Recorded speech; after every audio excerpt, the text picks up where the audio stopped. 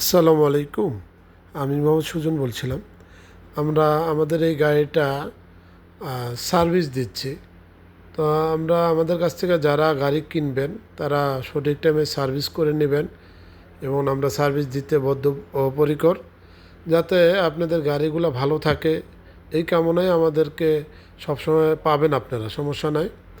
আশা করছি যে যারা গাড়ি নেবেন তারা সঠিক টাইমে সার্ভিস করবেন এবং যারা নেন নাই তারা আমাদের গাড়িগুলো নেবেন।